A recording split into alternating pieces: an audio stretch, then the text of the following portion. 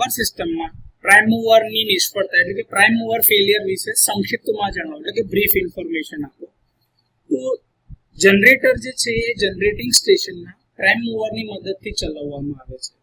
આ જનરેટર એટલે કે આપણા ઓલ્ટરનેટર છે એ પાવર પ્રોડ્યુસ કરે છે, ઇલેક્ટ્રિસિટી આપે છે, પરંતુ ઇલેક્ટ્રિસિટી આપવા માટે એને મિકેનિકલ ઇનપુટની જરૂર પડે છે, જે મિકેનિકલ ઇનપુટ એને પ્રાઇમ મૂવર દ્વારા આપવામાં આવે છે. આ પ્રાઇમ મૂવરમાં steam engine, steam turbine, gas turbine કંઈ પણ હોઈ શકે છે.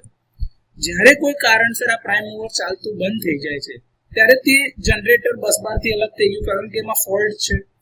તેથી બસબાર સાથે જોડાયેલા બીજા જે જનરેટર કે ઓલ્ટરનેટર હતા એના પરનો લોડ વધતો જાય છે.